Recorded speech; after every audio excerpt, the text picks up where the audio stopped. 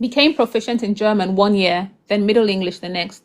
And after sex with her husband, she always wanted to think more deeply about it, like, what was the first use of the word cunt in the English language? And Matt would laugh and say, Shakespeare probably. And Phoebe would continue, I bet it was Chaucer. And then they both looked it up to learn that 200 years before Chaucer, there was a street in Oxfordshire called Cunt Lane. She loved the way Matt indulged her. They were very similar. He was a researcher too, though he would never call himself that. He was a philosopher. He read books on Friday nights and overanalyzed commercials with her and engaged her in very long debates about what they should call their private parts during sex, even if all they could agree on was that they would never call them private parts.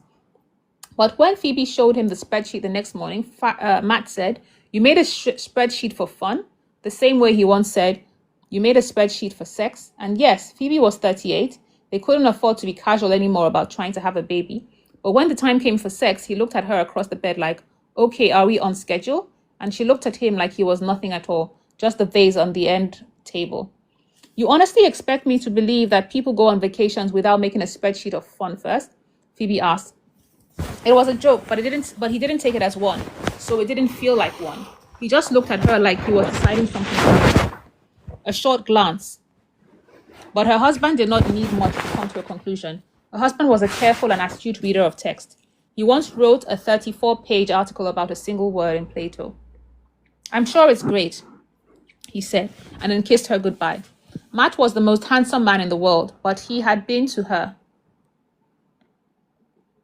Matt was not the most handsome man in the world, but he had been to her, and he seemed to get better looking with age.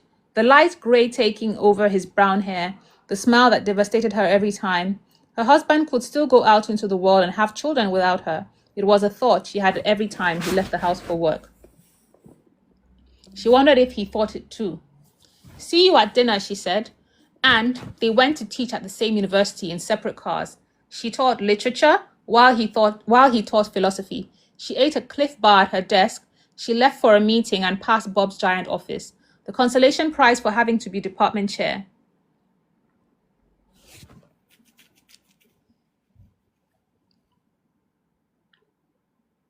He was listening to a string quartet loud enough for her to hear. Hello, he said, even though he was not British. She went upstairs, walked by her husband's door, which was open, but not really, because he was with a student, a brunette, a girl. He always kept the door open if a girl was in his office, even when all he was doing was listening to her describe